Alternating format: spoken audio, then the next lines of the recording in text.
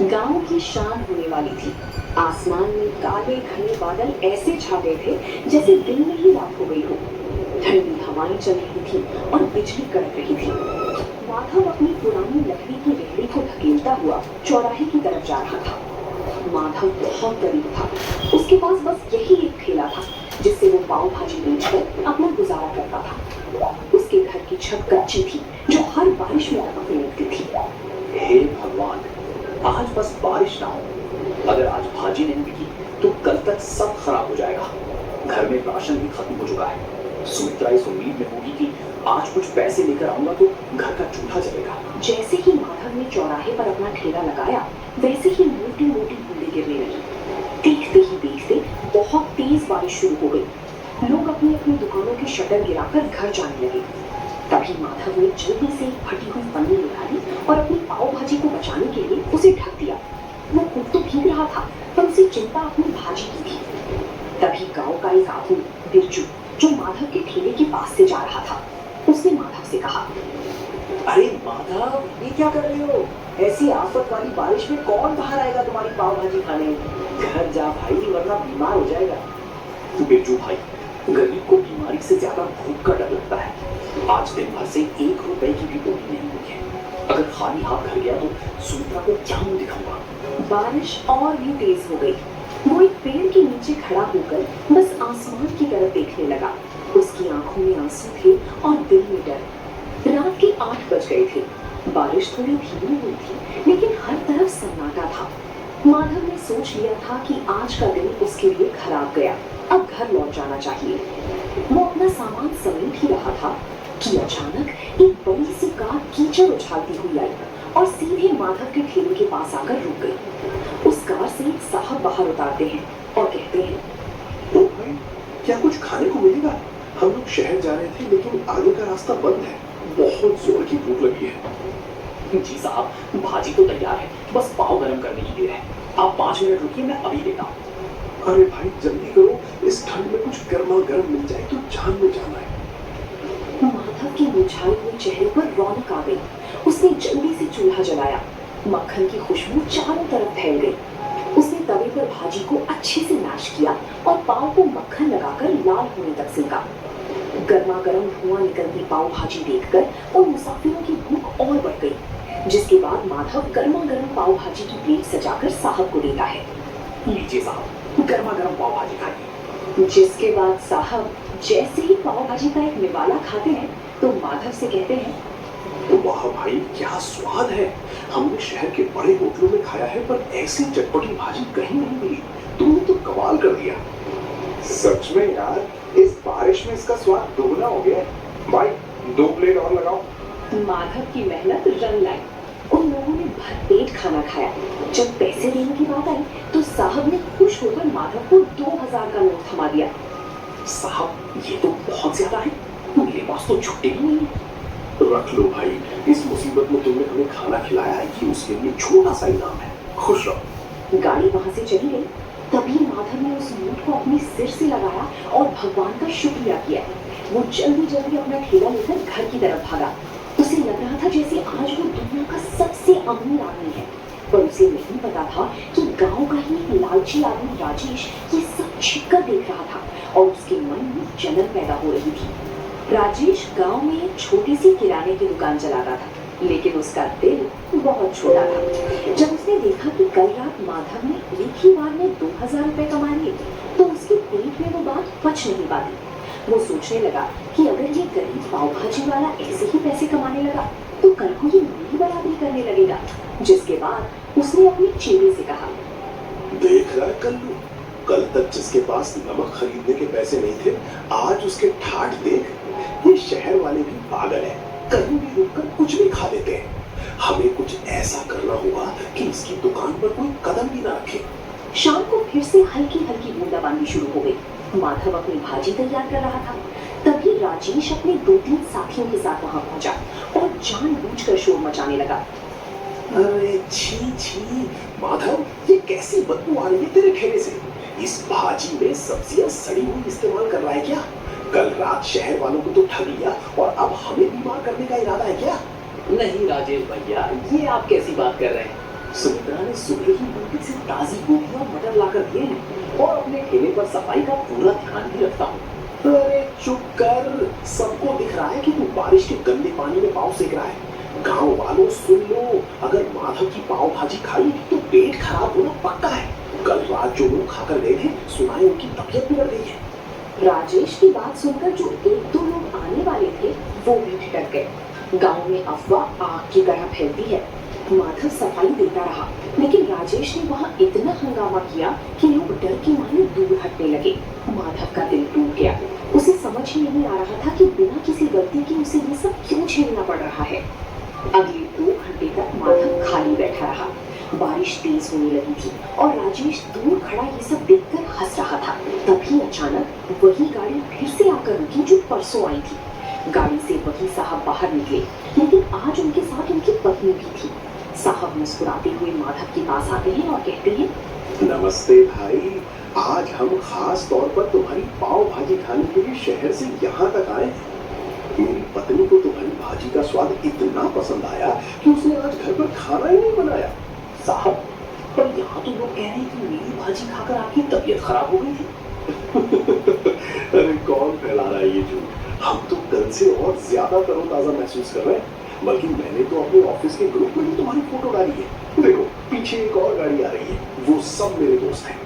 साहब की बात सुनते ही राजेश का चेहरा पीला पड़ गया। देखते ही देखते वहां 3-4 गाड़ियां और रुक गई। माधव ने फुर्ती से काम शुरू किया। ताजे मक्खन और मसालों की ऐसी महक उठी कि गांव के जो लोग राजेश की बातों में आ गए थे वो भी अपनी भूख नहीं रोक पाए। तभी गांव का एक बुजुर्ग माधव के ठेले पर आकर बोलता है, माधव बेटा, हमें माफ करना, हम इस राजेश की बातों में आ गए थे। हमें भी एक प्लेट पाव भाजी खिलाओ, इसकी खुशबू ने तो भूख जगा दी है। उस रात माधव की सारी भाजी बिक गई। राजेश शर्म के मारे वहां से खिसक गया। माधव ने आज सिर्फ पैसे ही नहीं कमाए थे, बल्कि राजेश की साजिश को भी नाकाम कर दिया था। माधव की दुकान अब गांव और शहर दोनों जगह मशहूर होने लगी थी। हर शाम उसके ठेले पर भीड़ जुटने लगी थी। सुमित्रा भी अब घर पर माधव की मदद करती और दोनों मिलकर और भी स्वादिष्ट मसाले तैयार करने लगे। लेकिन माधव का सपना अब बड़ा हो गया था और एक रात जब माधव घर लौटा तो उसने देखा कि सुमित्रा छत से टपकते पानी को रोकने के लिए बर्तन रख रही है। पूरी रात दोनों सो नहीं पाए क्योंकि बिस्तर भीग चुका था। और तभी उस रात माधव ने एक बड़ा फैसला किया। सुमित्रा, अब बहुत हो गया। कब तक हम इस टपकती छत के नीचे रात गुजारेंगे? भगवान की दया से अब हमारे पास कुछ पैसे जमा हो गए हैं। मैं सोच रहा हूँ कि अब ठेला छोड़कर एक छोटी सी दुकान किराए पर ले लूं। दुकान? पर उसके लिए तो बहुत पैसे लगेंगे और गांव के चौराहे पर दुकान मिलना भी तो मुश्किल है। कोशिश करने में क्या हर्ज है? अगर एक बार पक्की दुकान हो गई तो बारिश में भी धब्बा बंद नहीं होगा और लोग आराम से बैठकर खा सकेंगे। मैं कल ही सरपंच जी से बात करूंगा। अगले दिन माधव सरपंच जी के पास गया। सरपंच जी ने माधव की मेहनत देखी थी, इसलिए उन्होंने उसे चौराहे के पास एक पुरानी दुकान किराए पर दिलाने में मदद की। माधव ने दिन रात एक करके उस दुकान की सफाई की और उसे एक छोटे से पाव भाजी ढाबे का रूप दे दिया। माधव के ढाबे का नाम रखा गया माधव पाव भाजी सेंटर। उद्घाटन के दिन माधव ने पूरे गांव को न्योता दिया। उसने सोचा था कि पुरानी बातें भूलकर वो राजेश को भी बुलाएगा ताकि गांव में भाईचारा बना रहे। जिसके बाद माधव राजेश की दुकान पर जाता है और कहता है, राजेश भाई, आज मेरी छोटी सी दुकान का उद्घाटन है, आप जरूर आना, मुझे बहुत खुशी होगी। बड़ा आया दुकान खोलने वाला।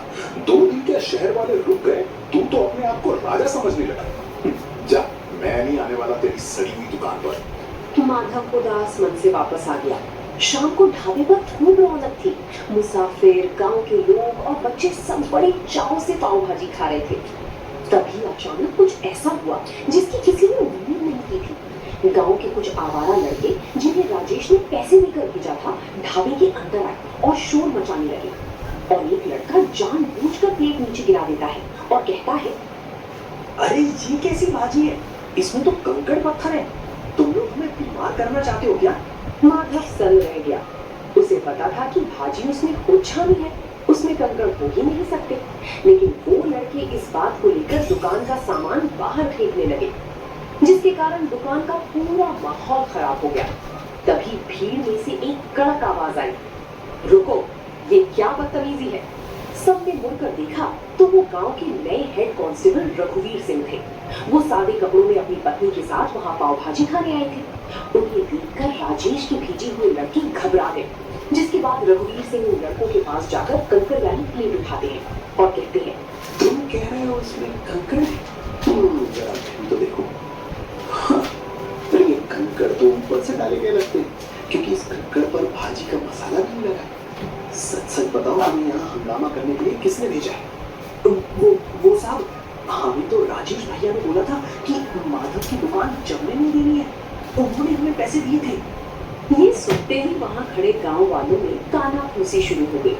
सबको समझ आ गया कि माधव बेकसूर है, जिसके बाद रघुवीर सिंह ने उन लड़कों को डांट कर भगा दिया और माधव से कहने लगे, माधव भाई डरो मत, तुम्हारी ईमानदारी ही तुम्हारी सबसे बड़ी ताकत है। आज से यहाँ तुम्हें कोई परेशान नहीं करेगा। चलो अब हमारे लिए 2 प्लेट बढ़िया सी पाव भाजी बनाओ, बहुत भूख लगी है। माधव की आंखों में आंसू आ गए। उसने हिम्मत जुटाई और फिर से काम शुरू किया। उस दिन के बाद गांव वालों का भरोसा माधव पर और भी ज्यादा बढ़ गया। माधव का काम अब दिन दुगुनी रात चौगुनी तरक्की कर रहा था। दूसरी तरफ राजेश की जलन कम होने का नाम नहीं ले रही थी। उसने सोचा कि अगर माधव पाव भाजी बेचकर अमीर हो सकता है तो मैं क्यों नहीं। उसने भी अपनी दुकान के बाहर पाव भाजी का बड़ा सा बोर्ड लगा दिया और तभी राजेश ने अपने चेले कन्नू से कहा, देख कन्नू, माधव ताजी सब्जियां और महंगा मक्खन डालता है, इसलिए उसे बचत कम होती है। हम क्या करेंगे, हम मंडी से सस्ती और थोड़ी बासी सब्जियां लाएंगे और मक्खन की जगह सस्ता डालडा घी इस्तेमाल करेंगे और स्वाद के लिए तेज मिर्च डाल देंगे, किसी को पता नहीं चलेगा। राजेश ने दुकान तो शुरू कर दी, लेकिन उसका इरादा सिर्फ पैसा कमाना था, सेवा करना नहीं। शुरुआत में कुछ लोग कम दाम के लालच में राजेश के पास गए, लेकिन 2 ही दिन में असर दिखने लगा और एक दिन गांव का एक आदमी पेट पकड़कर राजेश की दुकान पर आया और कहने लगा, अरे राजेश, ये क्या खिला दिया तुमने? कल रात तुम्हारी पाव भाजी खाई थी, तब से पूरे घर का पेट खराब हो गया है। डॉक्टर के यहाँ चक्कर लगाने पड़ रहे हैं। धीरे धीरे राजेश की पोल खुलने लगी। जो लोग सस्ते के चक्कर में राजेश के यहाँ पाव भाजी खाने गए थे, उनकी तबीयत खराब हो गई थी। गांव के पंचायत में राजेश की शिकायत पहुंच गई। सरपंच जी ने राजेश पर भारी जुर्माना लगाया और उसकी दुकान कुछ दिनों के लिए बंद करवा दी। राजेश को लालच की बहुत बड़ी सजा मिली थी। राजेश की दुकान बंद हो गई और पूरे गांव में उसकी बदनामी हो गई। दूसरी तरफ माधव ने अपनी मेहनत से न केवल गांव वालों का दिल जीता, बल्कि अब दूर दूर से लोग उसकी पाव भाजी का स्वाद चखने आने लगी थी। लेकिन माधव का दिल आज भी उतना ही साफ था जितना पहले दिन था। माधव का छोटा सा ढाबा छोटा पड़ने लगा था। शहर के एक बड़े अखबार में माधव की कहानी छपी कि कैसे गरीब पाव भाजी वाले ने अपनी ईमानदारी से अपनी किस्मत बदली। इस खबर के बाद शहर के एक बड़े बिजनेसमैन माधव के पास आए। माधव भाई, आपकी भाजी में जो स्वाद है वो मैंने आज तक कहीं नहीं चखा। मैं चाहता हूँ कि शहर के मुख्य हाईवे पर हम मिलकर एक बड़ा फैमिली रेस्टोरेंट खोलें। जगह और पैसा मेरा होगा और हुनर आपका। साहब, मैं तो एक छोटा सा आदमी हूँ। मुझे डर लगता है कि कहीं मैं इतनी बड़ी जिम्मेदारी संभाल पाऊंगा या नहीं। क्यों नहीं संभाल पाएंगे? आपने कीचड़ और बारिश में ठेला चलाया है, ये तो फिर भी छत के नीचे का काम है। आपको भगवान ने मौका दिया है, इसे मत छोड़िए। माधव मान गया। कुछ ही महीनों में हाईवे पर एक आलीशान ढाबा तैयार हो गया, जिसका नाम रखा गया माधव की असली पाव भाजी। अब माधव के पास काम करने के लिए कई लोग थे, लेकिन वो आज भी खुद खड़े होकर भाजी का मसाला तैयार करता था ताकि स्वाद न बदले। माधव अब एक बड़ा आदमी बन चुका था। उसने गांव में अपने लिए एक पक्का और सुंदर घर बनवा लिया था। एक दिन जब वो अपने पुराने गांव के चौराहे से गुजर रहा था, तो उसने देखा कि राजेश अपनी दुकान के बाहर बहुत उदास बैठा है। उसकी दुकान पर धूल जमी थी और वो बहुत कमजोर लग रहा था। जिसके बाद माधव राजेश के पास जाता है और कहता है, राजेश भाई, राम राम, क्या हाल चाल है? माधव, तुम यहाँ? भाई, मुझे माफ कर दो, मैंने तुम्हारे साथ बहुत बुरा किया, तुम्हारी दुकान उजाड़ने की कोशिश की। आज देखो, कुदरत ने मुझे वहीं लाकर खड़ा कर दिया है। मेरी दुकान बिकने की कगार पर है और मेरे पास कोई काम नहीं है। पुरानी बातें भूल जाओ राजेश भाई। इंसान गलती का पुतला है। मुझे आपसे कोई शिकायत नहीं है। अगर आप चाहें तो मेरे नए होटल में स्टोर मैनेजर का काम संभाल सकते हैं। मुझे किसी भरोसेमंद आदमी की जरूरत है। तुम सच में महान हो माधव। मैंने तुम्हें गिराना चाहा और तुम मुझे सहारा दे रहे हो। मैं वादा करता हूँ अब कभी लालच नहीं करूंगा और पूरी ईमानदारी से काम करूंगा। माधव ने राजेश को गले लगा लिया। गांव वाले ये देखकर दंग रह गए कि कैसे एक गरीब पाव भाजी वाले ने न केवल गरीबी को हराया बल्कि अपने दुश्मन को भी अपनी अच्छाई से जीत लिया। माधव की कहानी हमें सिखाती है कि बारिश चाहे